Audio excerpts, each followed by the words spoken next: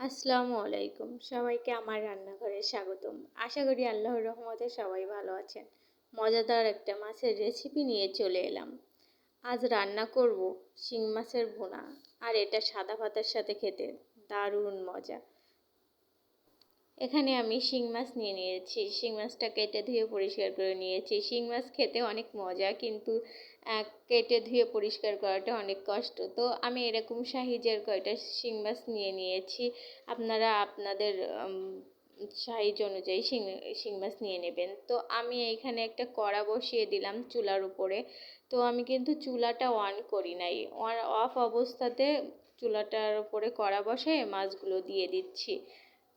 তো মাছগুলো দেওয়া শেষে আমি পেঁয়াজ কুচি দিয়ে দিচ্ছি,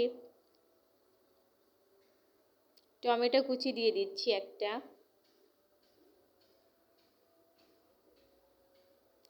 এক চামচ পেঁয়াজ বাটা,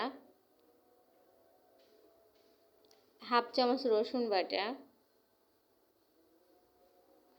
হাফ চামচ আদা বাটা, পরিমাণ মতো লবণ দিয়ে নিচ্ছি,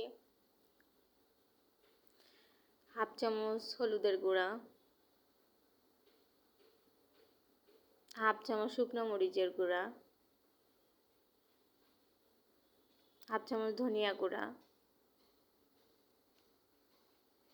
হাফ চামচ জিরা গুঁড়া।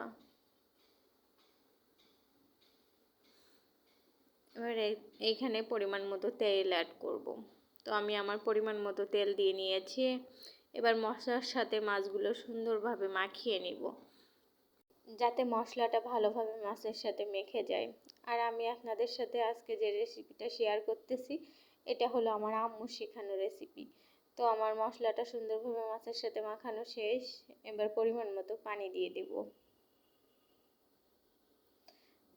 এখানে আমার আরও একটু পানি দিয়ে দিতে হবে, কারণ আমার পানির পরিমাণটা কম হয়ে গেছে। তো আরও একটু পানি দিয়ে নিচ্ছি, তো যাতে মাছগুলো ঝোলের নিচে থাকে এরকম পানি দিতে হবে। তো আমি চুলাটা অন করে ঢাকনা দিয়ে ঢেকে দিচ্ছি। তো ঢাকনা দিয়ে ঢেকে 10 মিনিট রান্না করে নিচ্ছি। 10 মিনিট পরে ঢাকনাটা উঠায়ে আমার ঝোলটাও কমে এসেছে, সুন্দরভাবে বলক উঠে গেছে। তো আমি মাছটা একটু খুন্তি দিয়ে নেড়ে নিব। তো ভালো করে নাড়িয়ে আমি আরও বেশ কিছুক্ষণ ঢাকনা না দিয়ে এমনভাবে রান্না করে নিব।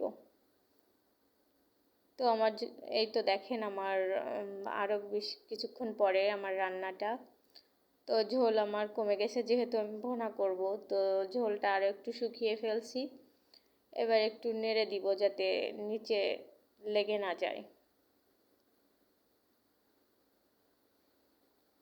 এই তো নাড়িয়ে দিয়েছি, এবার আমি গ্যাসটা অফ করে দিব। আমার চ্যানেলটা নতুন, যদি আমার ভিডিওটা ভালো লেগে থাকে তাহলে একটা লাইক দিবেন, সাবস্ক্রাইব দিয়ে আমার পাশে থাকবেন। আর এতক্ষণ আমার সাথে থাকার জন্য আপনাদের সবাইকে ধন্যবাদ।